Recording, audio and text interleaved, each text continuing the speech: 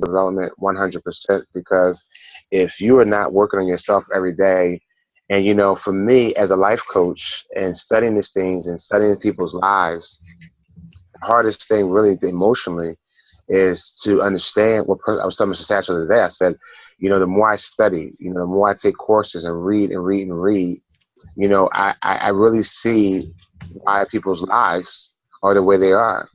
And, something that I just wanted to say that Mr. Satchel, I came in just talking to him, and he was reading something. And it's funny because when you do personal development, things will start connecting. See, this is why you got to do it on a consistent, continual basis. A lot of people, they take breaks from personal development. It's just like taking breaks in exercising. If you take too many breaks, your body never forms, right, the conditioning that you need. See, an athlete, is the reason why an athlete can continue to work and work and work is because they condition their body so much so that their body is at a now new level, and it remains at that level. Like when they get on a court, they can have the stamina and the energy. And so Mr. Judge said something really good, and just what I was thinking this week, I said I'm going to share it Monday, because the gentleman wrote in a book. There's a book that one of our partners wrote, and he said something in the book that's so powerful. He said, your environment is more powerful than your willpower. Your environment is more powerful than your willpower. And it was pretty powerful he said that, because this is where I see the main thing that most people will it's unfortunate, because and folks, it's unfortunate most of us we can't change ourselves, because your willpower, because the pain associated with doing personal development, for instance, see, we all do things that are pleasurable, right? And I told him, I said, see, for me, personal development is pleasurable for me, because I had so much pain in my life and previous things I was doing in my life prior to personal development, and I don't ever want to go back to that way of living. See, but a lot of us, unfortunately, and I tell you, I don't want you to have to experience that. I don't want you to experience the letdown, the heartache, right? Because you just may not make it out. You may just fold. Some people check out of here. They can't handle the pressure anymore. So personal development is that thing that you just got to stay. You got to do it. And I know it's boring sometimes. Oh, I know it's boring. I ain't gonna be that first to tell you. When I first got on calls like this, I thought it was boring. I used to fall asleep on the calls. 5 minutes, my eyes drooping, because I mean, it wasn't exciting at first. But the more you understand, the more you do it, you will come to like it, right? See, when you started going to church, you used to fall asleep at church. Your mom smacked in the back of the head, because the preacher was boring. But as you understood why you was there, as you got older and matured, you would start staying awake and being involved and being excited to go to the halls or whatever, the church, whatever. So this has to be a way of life, ladies and gentlemen. And and you can change, but the thing about it is, and I was reading this in Tony Robbins about pain versus pleasure, and I keep saying this. Here's my thing. I keep saying. I told it back to Satchel. See, this is when you're going to make a change. And some of you are in projects right now, right? And many of you are struggling in your project. You're not having success in your project. You're not having success in your career and all these things. You're not having success in your own physical health. Your physical health is out of whack, right? And I tell people the reason why is because the pain of remaining the same has to be greater than the pain of changing. The pain of remaining the same has to be greater than the pain of changing. When everybody write this down. See, I want to tell you, this is when it's going to, I promise you the world that, and this is something that you can't fake. This is something that has to be internal, deep down inside. It has to be the point when you now see your project right now. The reason why your project isn't working is because the pain of you not having success is not more painful than you quitting and not doing your business, right? So if you're watching TV or you letting the kids distract you, the family distract you, you letting life distract you, you're not managing your money. So the reason why you won't manage your money is because the pain, the pleasure of spending the money is more pleasurable than not having the money. See, when the pain of remaining the same has to be greater than the pain of changing. So when you truly get painful, so when they say at church, when you sick and tired of being sick and tired, right? I'm sick and tired of being sick and tired. See, when you truly get sick and tired of being sick and tired, that's when the pain reaches such a level that you say, you know what? I'm stopping everything in my life and I'm going to get this right, right? See, I went on 90 days to fast, as I called it. Me and Mr. Satchel did. We went 90 days and did nothing but personal development. We really did. Literally, we drove to work. We drive to work together. Sometimes to the timeshare. We were selling timeshare, and we would put a CD in the car. Right? We were every time we got on a conference call, we hit record button, and this was back. They didn't have it. They was recording calls like this. So we would put the speaker near the radio, and we recorded it, put it on the CD, right? And then we'll play it in the car. Right? I got so many notes and stuff we did it for 90 days straight. And from that day point, it was in 2007, never looked back. Never look back. So I really hope you guys really get this and understand that the pain of remaining the same has to be greater than the pain of changing. You'll do so many things differently when that pain of remaining the same. See, the pain of me remaining the same, I would have been committing suicide. I would have been dead. See, that's why I had to make the change, right? I had no other option. Right? I had to get out of corporate America because it was killing me, literally, right? See, that's when you make the change in your life, and that's when you start having success. With that being said, turn the call back over to you, Mr. I let these people know on the other line. They're on the other line. They're still over there, and I got to let all these people know that they got to come over here. So I'll turn it back over to you, sir, and I'm going to go ahead and mute out, and I'll be back, and I'll be here, but I'll just be talking to the other people. Okay, and it is like a lot of people over there, too. Yes. Definitely, that is so key. And you know what I have said, I've noticed in this, I said most people, watch this, have to hit rock bottom first. Most people have to hit rock bottom first before the change. You follow what I'm saying? It's like, for instance, how many people, this was a statement that in one of the books that we were reading, it said, throw away your TV. Now, watch this. How many people would throw away the television? Right?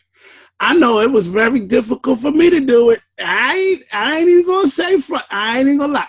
I ain't throw the TV away. But he said in this book, if you want to move forward, throw the TV away. Right? Now, how many of us honestly would actually throw that television away? Most people won't do it, right? About like downsizing from a house or a car. When he said throw it, but guess what? The key thing here is, ladies and gentlemen, if you truly believe that whatever it is that you're going to go, what you're doing is going to take you to the next level. So this book was from the trash man to the cash man, right? He was a trash man. But the thing away, he said in the book, throw your television away. At will, throw the TV away. But nobody won't do that. Now, what if you lose the house and you lose everything? Now, watch this. I was married for 22 years. When I got put out the house, are you following what I'm saying? I got put out the house. The judge told me I couldn't go back to the house and get nothing. So literally when she gave me the stuff that I had, she gave me like one pair, a shoe to all of my shoes, my suits, my new suits. She ain't give me my suits. Like I had a couple of bags of things with basically nothing else. So when I moved into my new apartment, my 1-bedroom, I had no furniture. I had no television. I had nothing. I literally hit rock bottom. Period. And if you'll start reading, it's that type of episode that will take place for the people who actually do. You listen to the Danny Johnsons, you listen to the Myron Goldens, you listen to people who have actually went to that next level. Those are people who have, you'll read the story after story after story. Now, if you keep hearing all of these coaches saying, we don't want that to have to happen to you. So from reading the story, like for instance, I'm looking at how a senior citizen lives off of Social Security. From their results, I know that's not something that I want. So if I do something now about it, then I don't have to experience that. Does that make sense? Hopefully it does. As we're talking about personally developing, is developing yourself. So guess what? Those type of things don't have that. That's why we say have a plan B. That's why we're saying don't put all your eggs in one basket. That's why we constantly say keep building yourself, marketing yourself, working on yourself, because the more you work on yourself, the more you're going to be able to show your face. the more you're going to be able to show your true life. Because a lot of us won't even show our real faces, right? We hide behind computers. We hide behind Facebook. We don't want nobody to know the real story. We don't even want to tell that.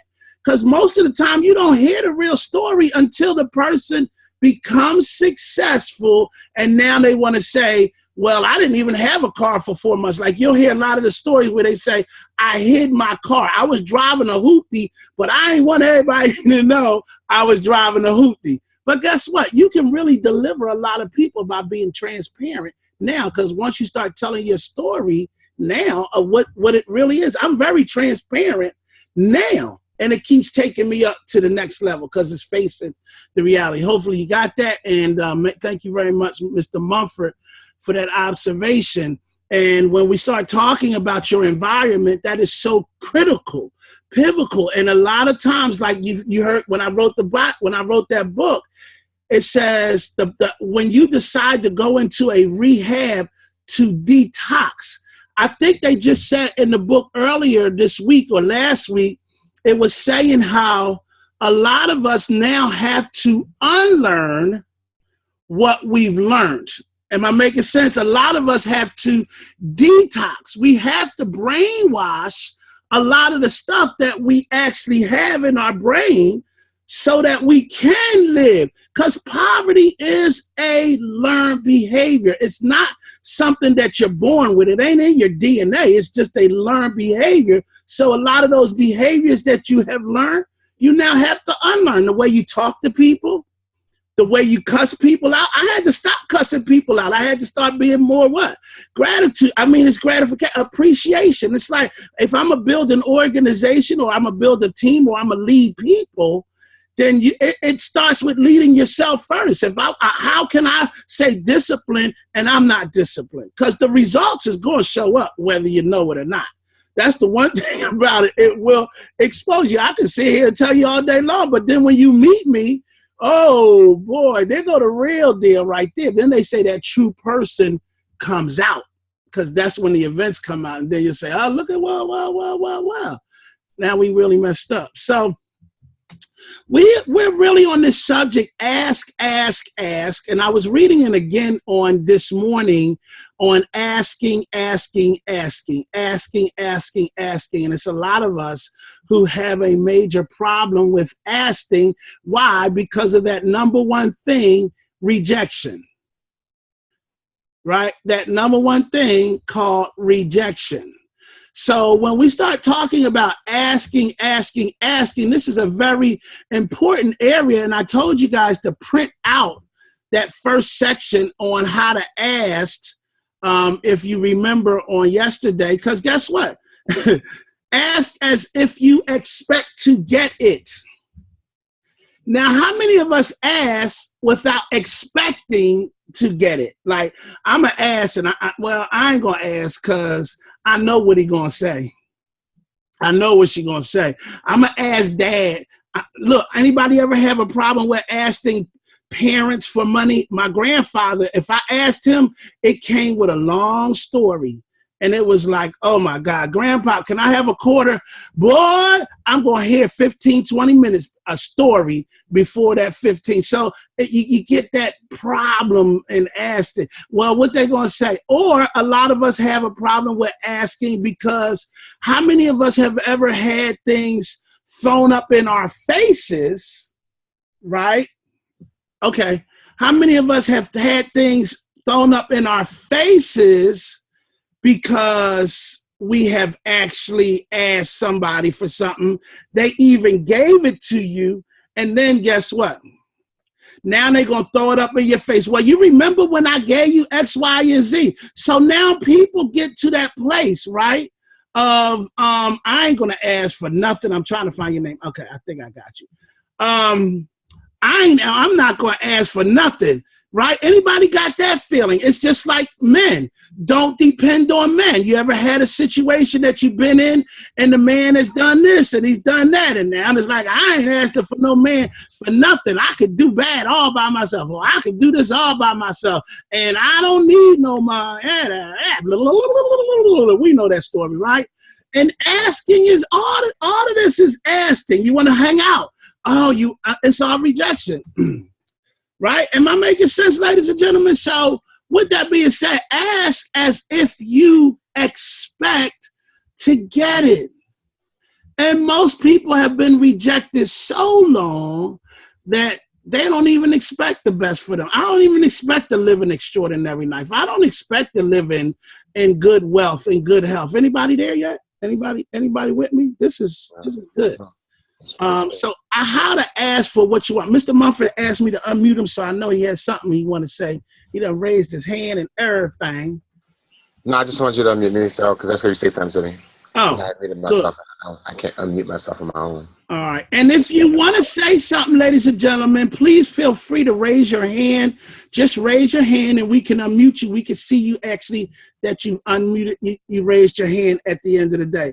Assume, now watch this, and I'm kind of going back to this, Mr. Mumford, because I think this is a very imperative point if we can get this, right? Just asking, and I was reading today, or I was looking at it, and he says there's a scripture that teaches on asking. It says, ask and you shall receive. But the guy went on even further with this scripture, because he started having it was a parallel to it. And it was like, watch this. And I want to go kind of find it, because I don't want to misquote it, but it was like, you can't ask just one time. You can't just ask one time and they don't give it and you give up on it, right? Am I making sense there, Mr. Mumford? Like, you ask, but then it's like, I ain't gonna ask no more. And you don't ask, but they say, now watch this, they say the money is in the follow-up. The money is actually in the follow-up. So, Mr. Mumford, I done seen Mr. Mumford ask at the daggone store, and that manager didn't agree with him, and Mr. Mumford said, well, guess what? I'm going to get somebody to say yes. And he'll ask somebody else. Like, you don't give up on your first. Well, I asked my family and friends, and well, they said no, right? Well, guess what? You know how long it took me to get Mr. Mumford on my project? 9 months. Right? But what if I would have stopped asking him? I ain't asking him no more. And then watch the attitude, ladies and gentlemen. See, what comes with the attitude, you won't even write this person's damn name. Then you're going to burn the damn bridge, because you're going to be like, see, every time I ask you something, Sabrina, you don't even want to get in. But see, Sabrina, every time you ask me for something, I get in. Now, guess what?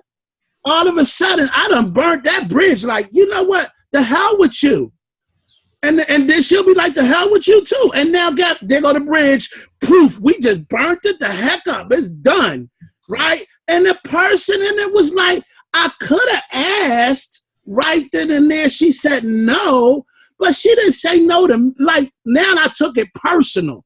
How many of us have been there? And how we receive it. The person says no. And Mr. Mumford, we was talking about this one all weekend long, where it's like a person says no, and here come a story that you creating all in your head. He just, oh man, I got to yes. Go ahead, Kat. I learned this little, I'm all about quotes, and I remember so many quotes. And I remember when I went to boarding school, I was going to the eye doctor. And I learned this lesson from the guy that was driving us the van to the eye doctor. It was at Wills Eye Hospital downtown Philadelphia. And it was so crowded. And there was so many people. I mean, it was just so much chaos. The front desk, the receptionist was messing everybody's appointments up and everything. And he kept getting up and kept asking. He said, can I, because we all students going there, so he kept saying, can they go to the back? Can they get moved in the head of the line? And I was like, I remember I must have been like 4th, 5th grade. I remember saying, man, why do you keep going out there asking them? Why do you keep harassing this receptionist? I kept saying, I remember saying it. I remember the kind of conversation. I remember exact words. And I learned this lesson he said to me.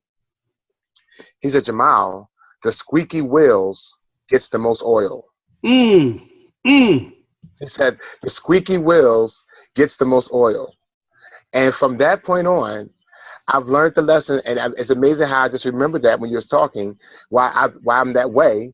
I'm relentless in my approach. See, I'm relentless in my approach. See, write that down. I'm relentless in my approach. That's the affirmation.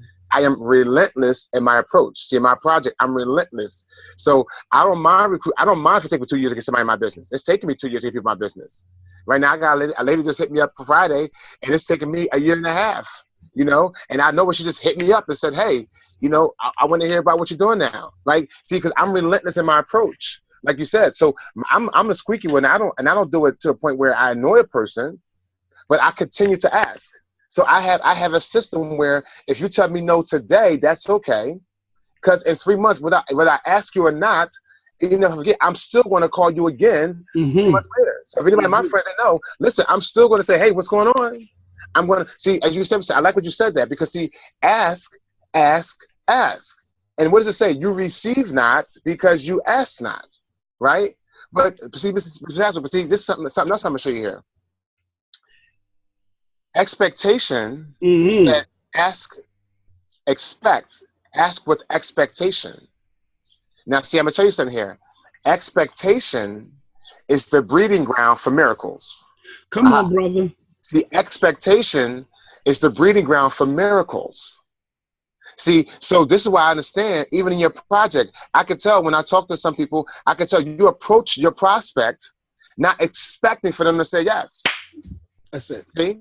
So if you want that, if you want more yeses, so you gotta come asking, right? So that's why I say things like, hey, Avery, when you get started today, right? I expect for you to say, see, that's actually, I learned that in my prospecting class, right? When I was back in the day, they said, put things like when you sign up today, right? When you get started. Why? Because that's teaching my brain to expect. I'm expecting for them to say yes. Before I call a prospect, I even have a little dialogue with myself. Man, I'm about to call Bridget. Man, when I call Bridget, Bridget can't wait to hear my voice. Bridget can't wait to get my phone call. Why? See, asking, but expecting to receive. That's good right there, right? See, and that's even biblical, because that's the reason. See, he said they did not get healed because of their doubts and unbelief. See? This is Jesus himself that was out there trying to heal people and do all these things. And they said, well, why they get healed? He said they didn't get healed because of their doubts and unbelief, not mine. Right? See, like, yeah, I'm doing coaching. People say, Jamal, it's not working for me. It's not working for you because it's not because I'm not giving you good information, because Lord knows I'm giving you guys some great stuff here, right? I'm pulling everything out of me. We're pulling everything we can out on this call on a daily basis. But the reason why it's not happening for you, because you still have that doubt and unbelief, and that filter is blocking what we're saying. So when I say, call me every day, you still got that block that says, hell no, I'm not, right? It's not, because I gave you the information. The book is right here, right? The information. We're not lacking resources. We lack resourcefulness. Woo. We're not lacking speakers. We're not lacking coaches. We're not lacking trainers. Guys said I don't have any mentors. That's completely false. No, you're not lacking resources. You're lacking resourcefulness.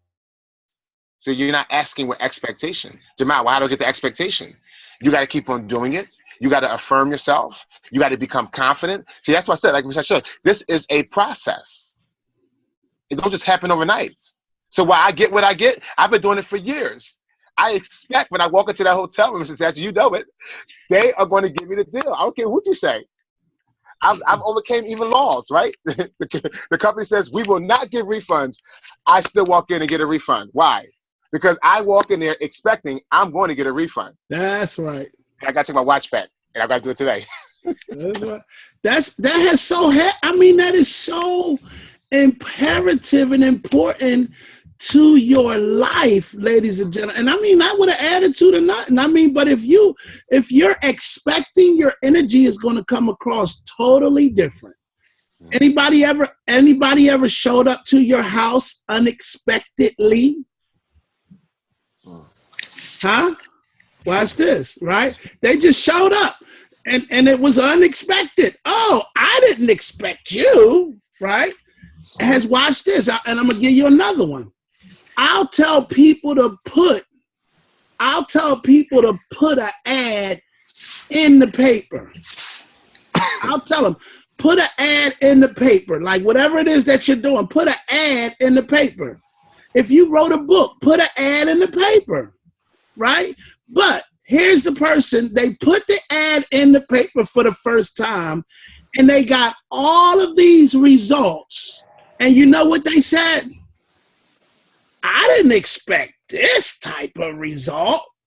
That's why it never got done. Because you don't expect your business to grow. You don't expect to hit $10,000 a month. That's why you can't put in the work. I found that out. He says, why don't people go to work?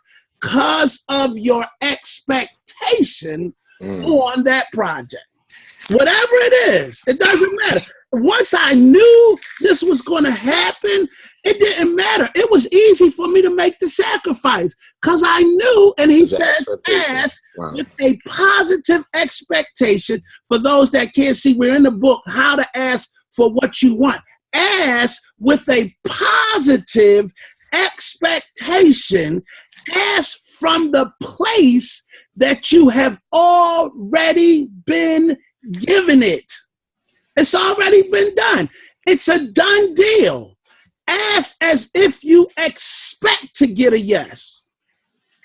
Now, a lot of this is internal. This is why we keep telling you. See, I can even give you the script. Do you have a script? I sure do have a script. But you read the script and I read the script. If I'm reading the script with expectation that this is going to work, and you're reading the scripture or you're reading the scripture. Oh man, I keep saying script, but it's the script. You're reading the script with doubt. You follow what I'm saying? So my energy is already like, and I'm gonna show you how I know this works for everybody. I know this works for everyone. If you're expecting something good or bad to happen to you, is there automatically an emotion that will follow it? If you're expecting something good or bad, like some of you know, on Saturday, I'm expecting my income tax check. Automatically, energy, if you know, oh my God, I'm going to have $4,000 or $5,000 in that account on Saturday, and I got a date. Oh my God, the date is really pivotal. It's like, I know they said, now watch this. Now watch this. They say it's going to be in there. Have you ever been told something is going to be there and it ain't there? Is there a feeling or emotion that follows it when you look and you see, oh, it ain't there? What? Listen, you on the phone, look, the government is closed on Saturdays, people. Who are you going to call? Ghostbusters? No, it's done. Right? So I'm telling you, when you leave, when you got this expectation going on for yourself, and it says, I expect this to happen, I guarantee you, a lot of you won't be so daggone disappointed. You're more, this ain't working.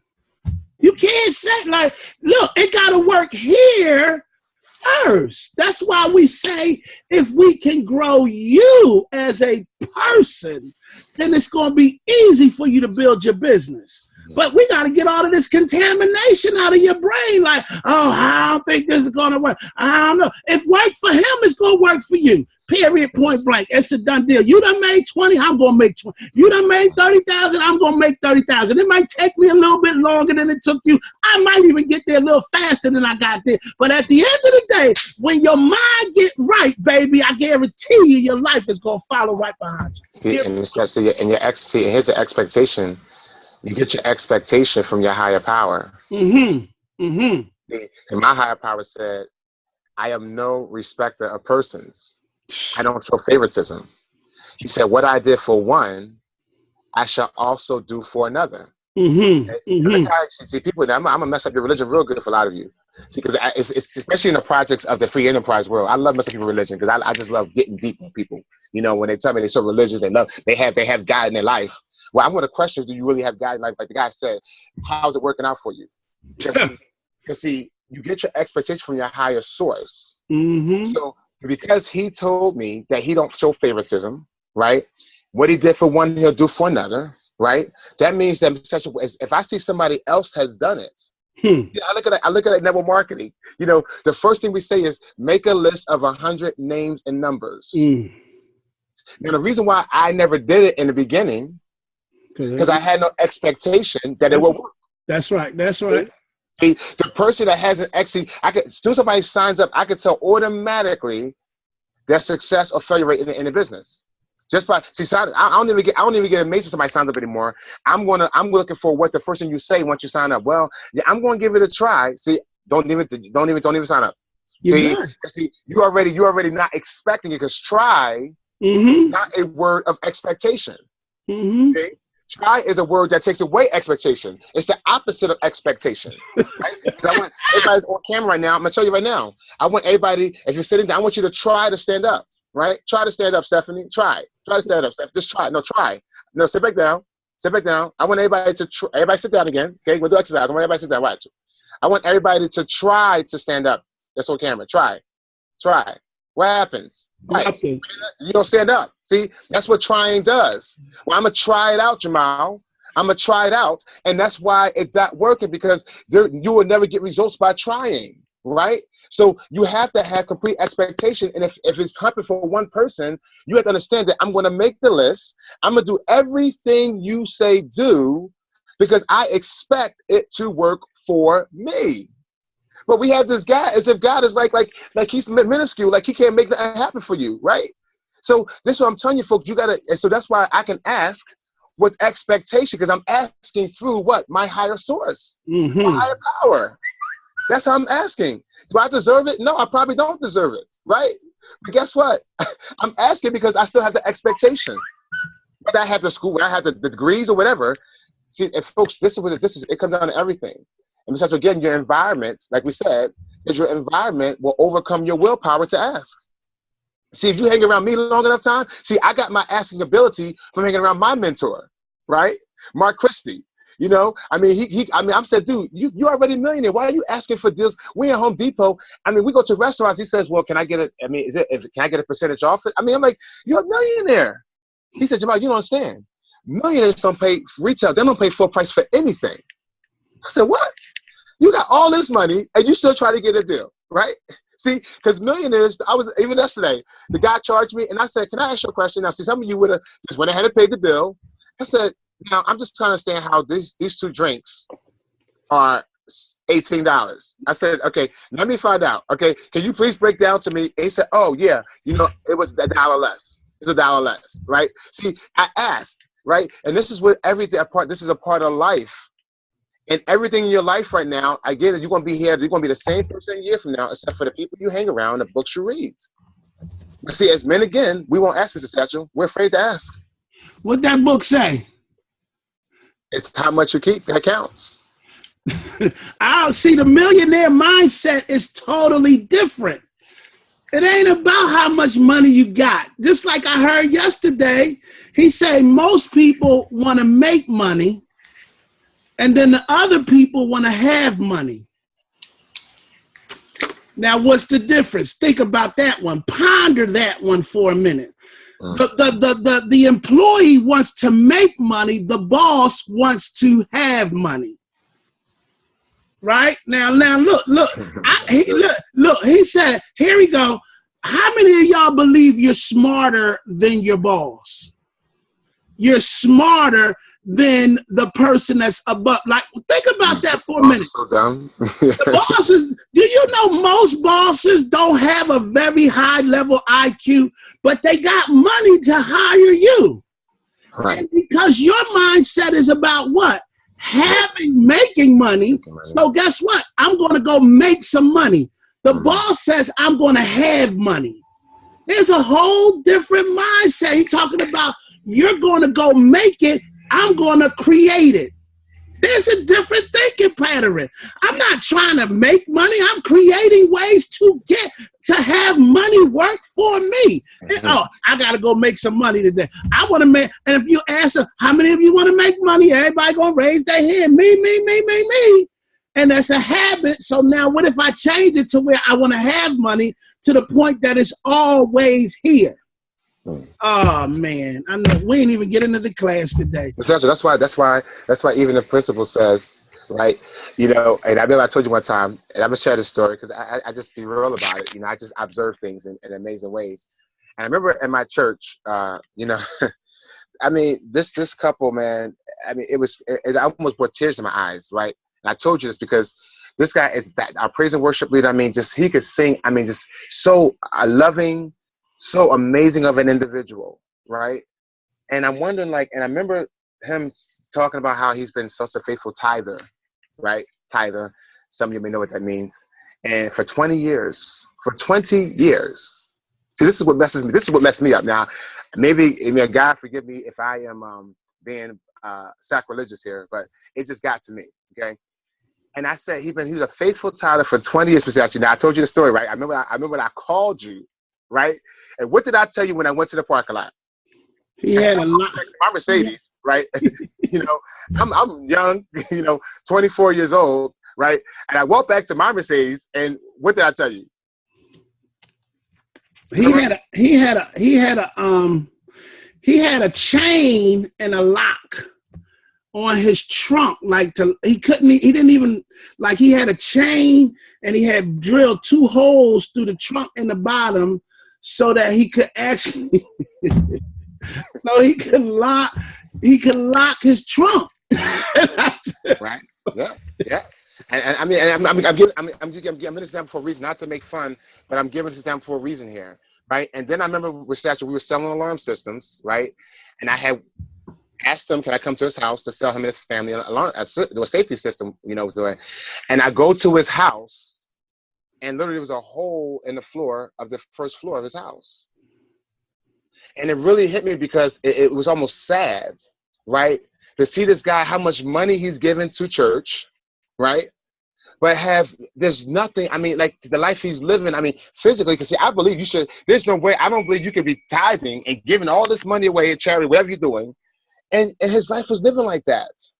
Why? Why does that happen? See, because it even says, see, you're asking, you're giving, right? Your heart is not right in some ways. That's right. This should be a direct reflection because you reap what you sow. How in the world, how can people be tithing for 20, 15, 20, 30 years and never get anything back?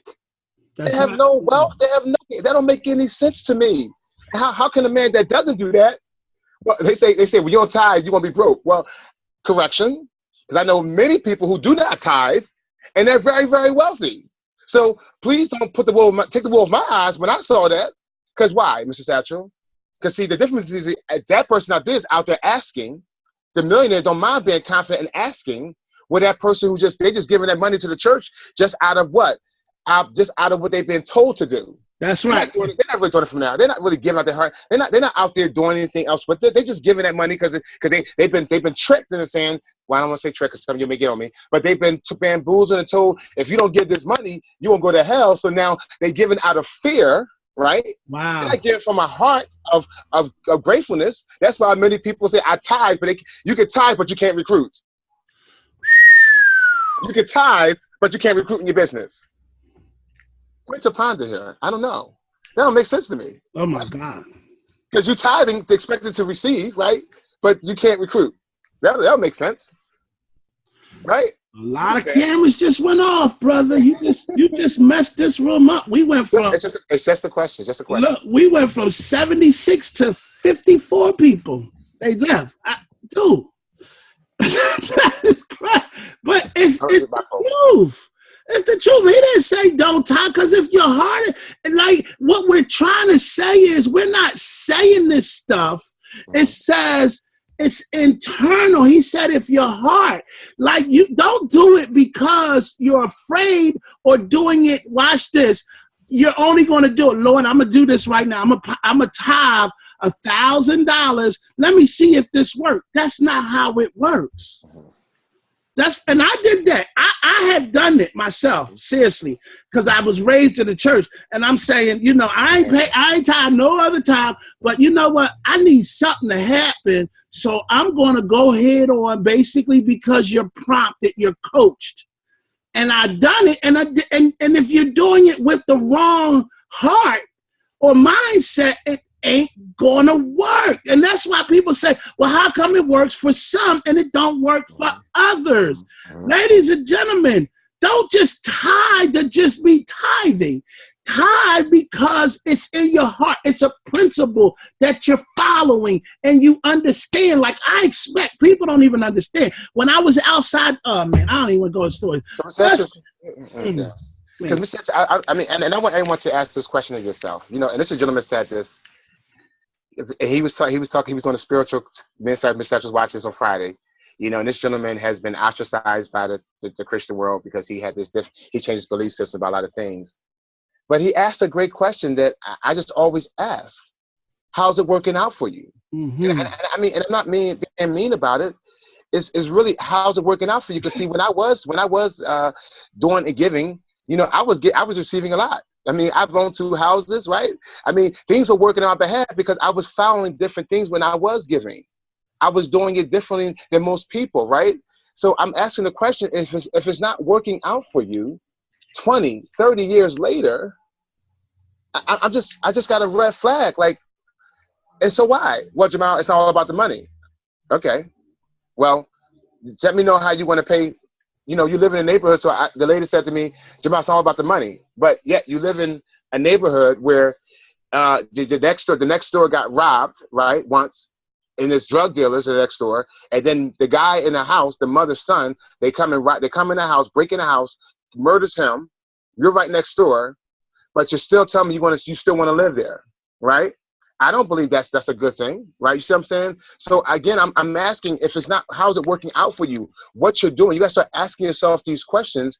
How's it working out for me? Is it working, right? Mrs. Satchel? That's what I said. So you're working a job, right? Ask yourself, is that working? And the minute you change that mindset that it's not working, I mean, I was making $100,000 a year, and my coach said to me, Jamal, that's all the money you made? I said, you ain't going to embarrass me like that. I took him out to lunch when we had a breakout session. I said, excuse me, you just told me that that's not a lot of money. He said, Jamal, you got 365 days, and all you made was $100,000? That's when I said to myself, wow. He said, how's that working out for you? And Mr. Satchel? And that's what how did I get the answer? I asked them, see, I didn't get mad. See, people leave the call. Like, I'll say something. Listen, folks, you don't have to get mad at me. Listen, I'm more than happy. Some of you already know, you can call the call and say, Jamal, listen, you said something on the call that kind of really struck a nerve. I've had it happen. And I'll explain to you fully what I meant. See, even Mr. Satchel, see, ignorance, right? See, get clarification. Some of you are so afraid to even pick up the phone and say, Jamal, you said this big word on the call.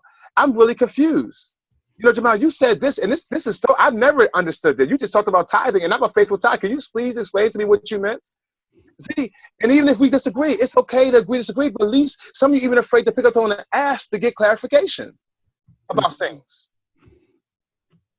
And Mr. Satchel, I mean, we just harping about asking, because this week we've been talking about this is everything. And that's why your environment is everything, because see, when you have the kind of environment, I want to have the kind of environment, Mr. Satchel, where I can ask questions, right? That's right. I want to have people like you that I can say, hey, how are you making that much money? How did you become well, I mean, when we first heard psychologically unemployable. I said that when I first heard that, I said, what? Mr. Satchel, can you please explain to me? Right? When me and you were still corporate America when we first heard this. And he said, I am psychologically unemployable. I said, huh? Does that make now he didn't say no. See, difference is, see, some people say, well, I don't work with my job, but you'll quit your job, don't work your business. No, that's not what that means. See, when you're psychologically unemployable, that doesn't mean you don't work. That sure don't. Sure don't. Let me clarify that now. Yeah, please clarify don't mean that. It definitely don't mean that. Because see, people, and I'm not here to mislead anybody. When I say I am psychologically unemployable because I continue to build on my what? Listen to me. Like, it's just like many of you, you're psychologically unable to work for $5 an hour. Am I making sense? Like, some of you will not ever, if somebody say, can I pay you $5 an hour? Some of y'all won't be able to do it. Now, some might be able to do it. Some might say, fine, look, at least I have a job. You know, you can always make way for anything you want. But if you think about this, for instance, and it's just the truth, when you hear me say, watch this, I am psychologically unemployable.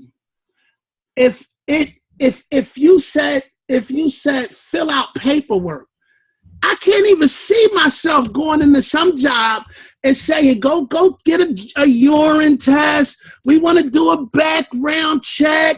We want you to fill out, like the last application, it was this thick. They wanted me to fill all of this out to work at the daggone stadium for $7 an hour. I'm like, no.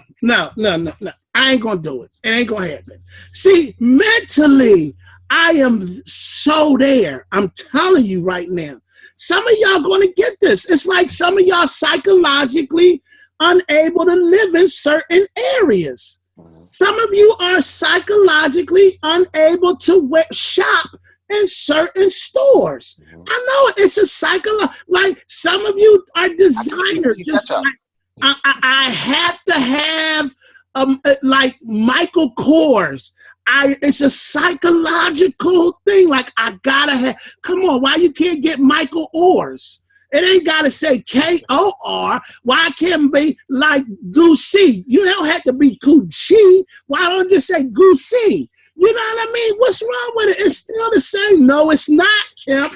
And you'll argue me down like it ain't the same. I'm telling you, it's on. You can't even tell it's a knockoff. But some of you are psychologically against knockoffs for some reason. Like, how can somebody tell the difference?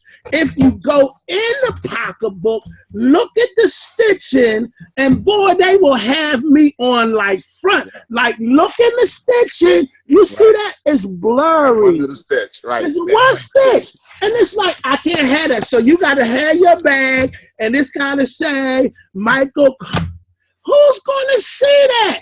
And guess what? You. This is so psychologically could be psychology of it. It's all up to who you are.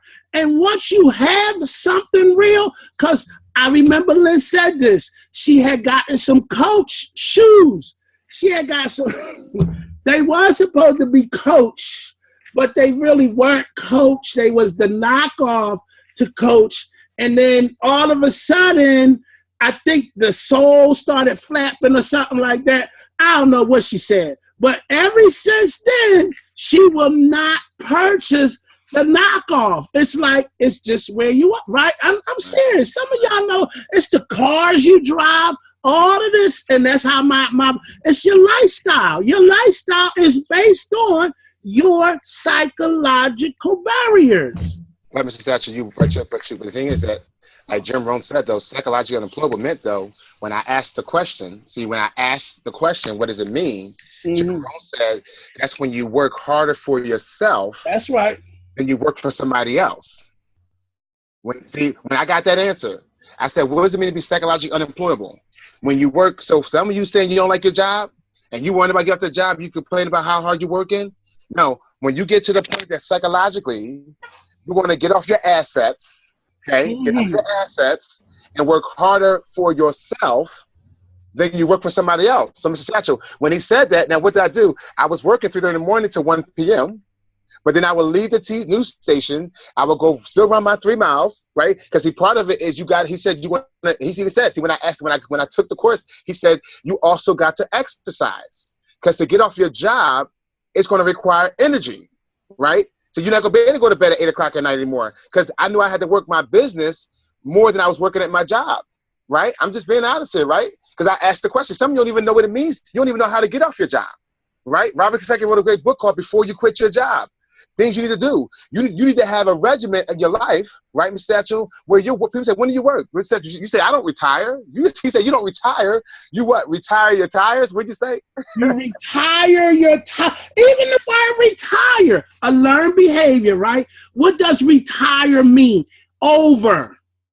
I'm never going to retire. So you saying, I can't wait to retire. Right. And when you're saying that, the subconscious mind doesn't know any better, and it's going to say, you're retired 2 or 3 years later, you dead. Mm-hmm. That's done. You're done. So he says, no, I don't retire. I retire my tires to go another 50 years, 100 years, however that you want to go. It doesn't even matter. But that psychologically, and I'm going to tell you, ladies and gentlemen, Mr. Mumford said it, and he hit the nail on the head today. It's like you constantly working on yourself. How many of you know you ain't going to put up with but so much? See, you're going to get to this. You're going to get, see, and I want everybody, I got to show this. I got to show this. Because this is going to sum it up, and then we're going to send you home. Is that all right, Mr. Mumford? I'm going to send you home. Watch this. And I want y'all to listen to it. How many of you honestly saw The Matrix? How many of you actually saw that movie, The Matrix, right? I want you to listen to this part, because even when I listened to it again, I was like, damn, you never think of stuff like this. I'm telling you, you just don't think of stuff like this. And it's when he said it and you listen to it, oh my God, you're going to see some different understandings here. This is when you start working on yourself, ladies and gentlemen. Am I making sense right now? And hopefully I'm making it perfectly clear. Listen to this statement right here. And I was like, oh my heavens. No. It was amazing, that movie. Right? and I'm going to tell y'all right now, it's almost like you should have never came over here to personal development. Right. You should have never came over to personal development. Because I'm going to tell you, ladies and gentlemen, listen to me. It's now making you aware of things that if you never knew, you would be able to function. But when you start tapping into this stuff, you are going to be in trouble. You're going to have some hard times. I'm telling you, because I had. Oh, mess you up. It was might want to hang up now. Boy, here we go. Do you want to know?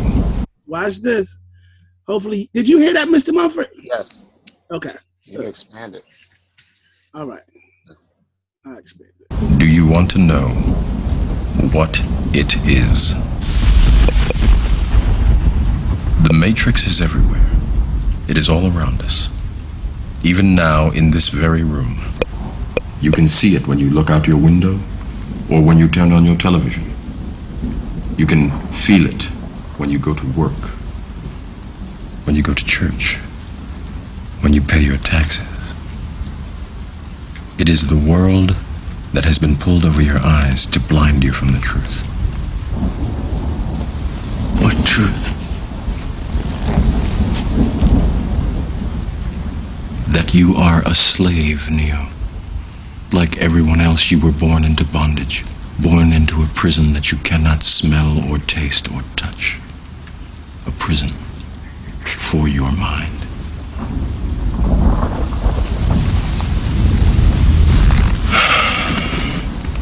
Unfortunately, no one can be told what the Matrix is. You have to see it for yourself.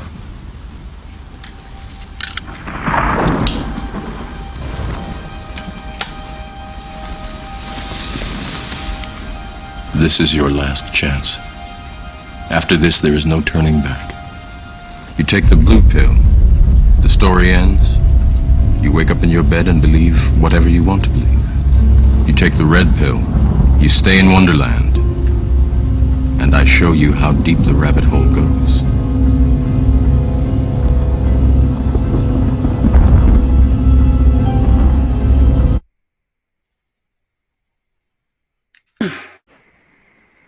Some of you are right there. That's huge. That is huge. And when I tell you, it is like you're now expanding yourself. You're now seeing things different. And it was like, are you kidding me?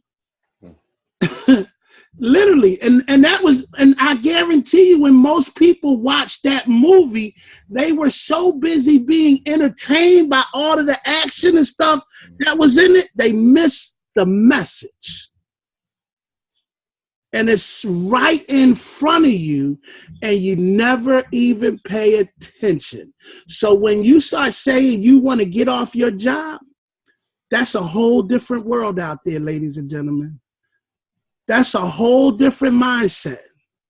And most people are going to tell you, guess what? They brainwashing you over there. But I will tell you, and it's just like he just said, we can't tell you this. You have to experience it for yourself. That's when you make a decision that I will never miss a day of personally developing the greatness that I am. The greatness in me. I am not going to spend nobody's 70 to 80 hours ever again building somebody else's whatever it is, to the point that I can't build something for my own kids. Psychologically unemployable. Mr. Mumford, it's 10:03. Wow. Wow. Well, you know, I think Mr. Avery called it, what do you call it? Mondays. Mr. Avery, I forget what he called it. But, you know, we just really driving this home, because I think that this is where it lies for all of us, you know. And if you start asking the right questions, I say, if you ask yourself better questions, right? See, let's get out this matrix. See, realize you're in a matrix, and realize that you're doing what everybody else is doing. And if you start asking yourself better questions, see, even when it came to church, right? I started asking myself different questions, because why is everybody doing the same exact thing? When I looked at the job industry, why is everybody doing the same exact thing? And this is what we got to get to. And so I would really encourage everyone to watch that video, because I loved it. It's one of my favorite movies. And I mean, I've realized what that whole movie was foretelling. When they wrote the movie, they actually did that movie on purpose to expose the American system. No one knew that. But if you study the director, he actually did that movie for a reason. Like Michael Moore, all his movies all tell a lot of truths about what's happening in the country as a people, you know.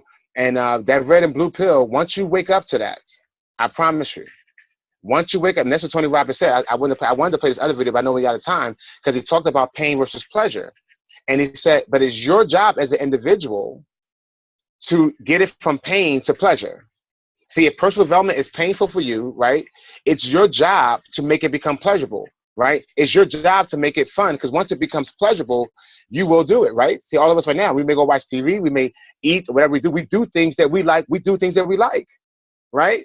So it's your job to do that. So but once you research and begin to expose yourself, find out what the job is. What did Harry Tubman say? Harry Tubman said, I would have saved more people if they only knew they were slaves. See, they didn't want to, they told her she's crazy. We're not following you, because in their mindset, they were not slaves. They didn't realize if they knew they were slaves, they would have all followed her under the underground. But she said, I would have saved more people, but they didn't believe, they didn't know they were slaves, right? And we got to understand that, guys. We're slaves to our past, right? We're slaves to, you know, how we were raised, slaves to our parents, our upbringings. And this is what a struggle is. That's why I say success now. But as Mr. Satchel said, personal development will begin to expose all those things, and you will attract the information to yourself. So start asking, why do you do what you do? Ask, and watch what happens. So you guys have an amazing day today. And I'm looking forward to it. And we'll see you tomorrow morning. We're going to continue finishing this chapter on asking. Au revoir. Arrivederci.